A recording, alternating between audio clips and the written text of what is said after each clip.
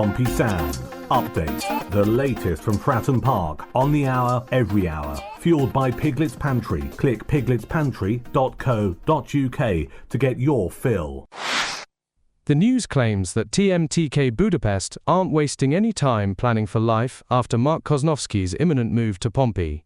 As John Mousinho's side edges closer to landing the defensive midfielder, MTK have already identified their replacement. According to Hungarian outlet Nemzeti Sport, they're making a move for FC Copenhagen's promising 18-year-old Unor Nimeth. Despite recently penning a long-term deal with the Danish club until 2030, Nimeth looks set for a return to Hungary in search of regular first-team football. MTK are expected to announce the deal this week, coinciding with Kosnowski's departure. The 23-year-old Kosnowski is reportedly flying to the UK for his medical in London, with Pompey finally agreeing a £1 million fee plus add-ons, after their initial bids of £500,000 and £800,000 were knocked back. The former Hungary under-21 international is keen on the move to Fratton Park, and could make his debut in Saturday's friendly against Reading, 2 weeks before the championship opener against Oxford United. Kosnowski would become Pompey's third summer signing following Adrian Segicic and John Swift, but Mousinho isn't done yet. The club is still in the market for two wingers, a striker and a centre-half, as they gear up for their second championship campaign. More spaces could open up in the squad too, with Matt Ritchie, Abdoulaye Kamara and Tom McIntyre all available for transfer.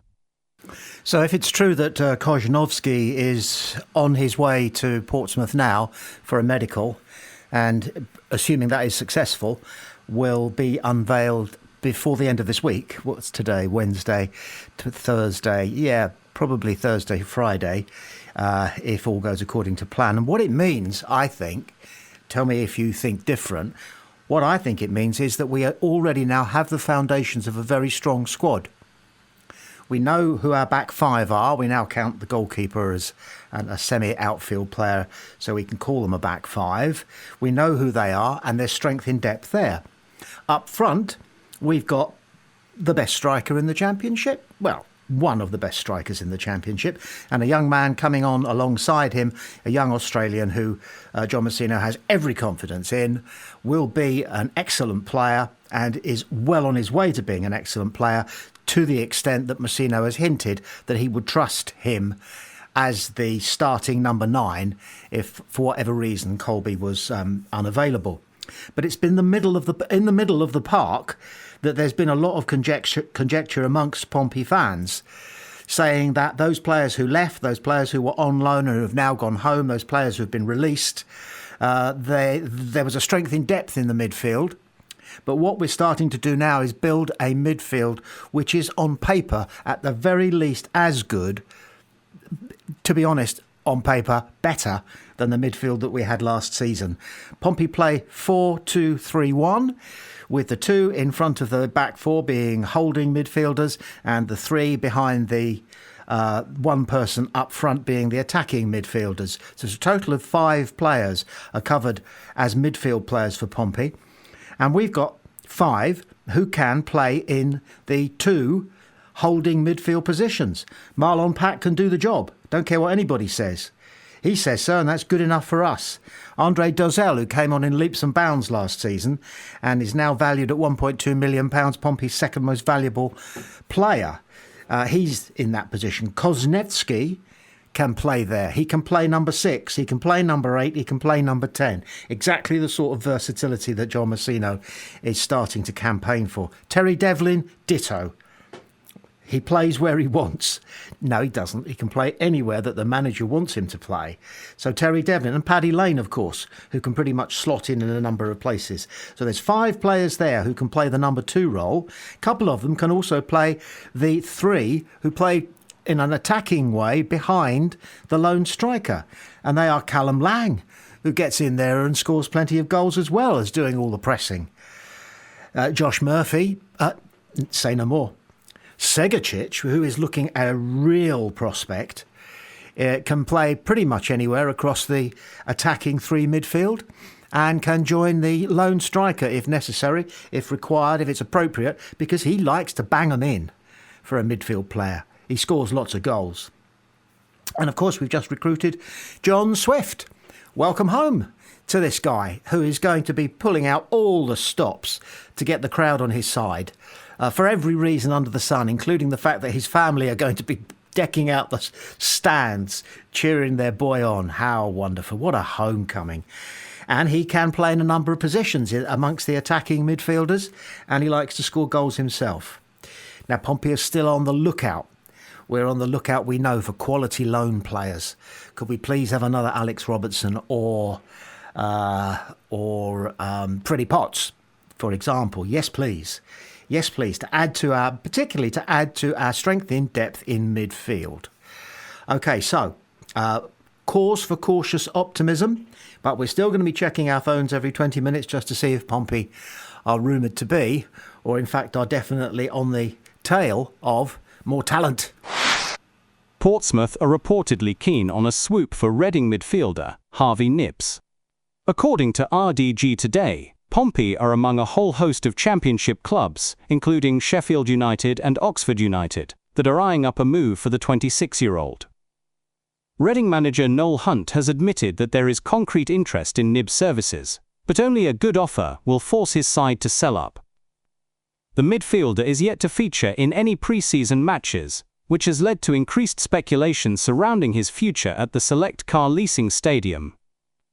However, this absence has been put down to injury issues. Football League World's Portsmouth fan pundit Miltos Ioannidis would be in favour of Pompey signing KNIBBS this summer, but is cautious over his side's ability to do so. Harvey KNIBBS is a player that we seem to keep getting linked with every summer, stated Miltos, but he's a player that I would probably welcome with open arms. Considering that he's been putting up some really impressive numbers at League One level for both Reading and Cambridge United. I don't know the likelihood of us actually signing him because he's a player that we get linked with continuously, so I'm cautious to see where this interest actually goes. Yeah, I think there's one thing that a lot of people forget, I do, in connection with transfers, and that is it doesn't matter how much a club wants a player, it doesn't matter how much the selling club wants the money. Slavery has been abolished, and if a player doesn't want to go to a certain club, even though that club wants him and his current club want him to go, it's tricky if the player thinks differently. Now, why might he not want to come to Portsmouth? Well, it's as was reported just then, it's been an on-off thing between him and us. We've had our eyes on him for some time, apparently. That must mean that, there's no smoke without fire. He's obviously got some considerable ability, but it's mainly been shown in League One. And we, of course, now are hoping to be an authentic, bona fide championship side. So there is a leap forward to be made by him there. But it's just simply this. He is an attacking midfielder. He's watching Pompey's movements. He's watching our transfer movements. He'll want to know where he will fit in if he comes. And he's going to be in line as an attacking midfield player behind Callum Lang, Josh Murphy, Adrian Segicic and John Swift. There's no queue jumping in that line. He might not even make the bench on day one if and it's a big if he joins us. And then he's reading that it's almost certain, but we won't say so until it actually happens, that Mark Koźniewski is nailed on and he's coming. And he's a player who can play number 8 and number 10. So he's got 5 players in front of him, ahead of him, and he's 26.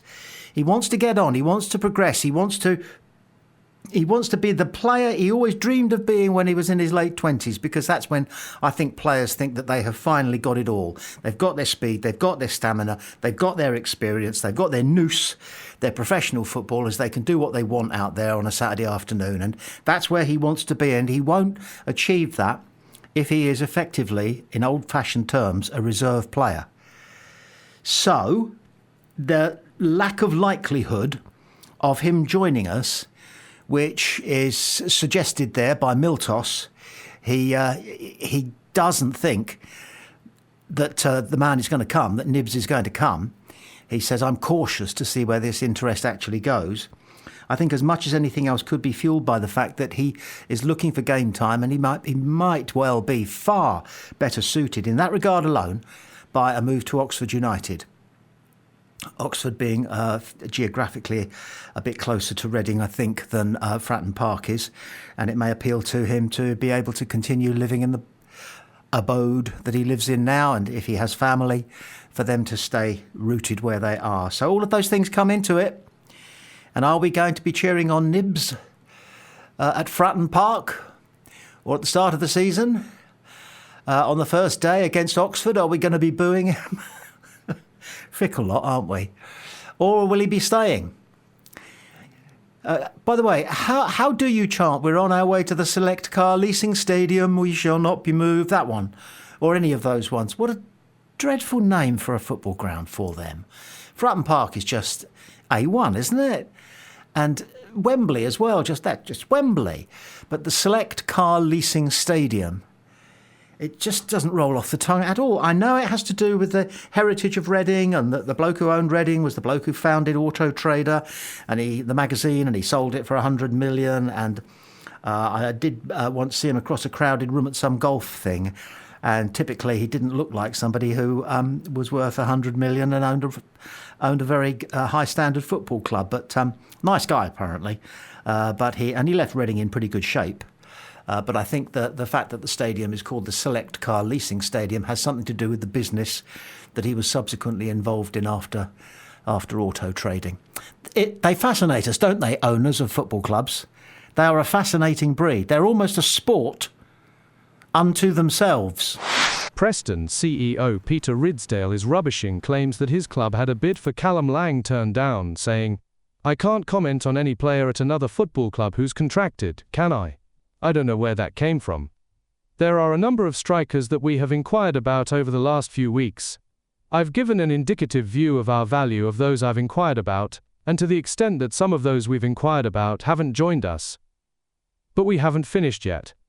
When answering a similar line of questioning, Ridsdale added some of the fees clubs were demanding for their attackers were, quote, "a joke.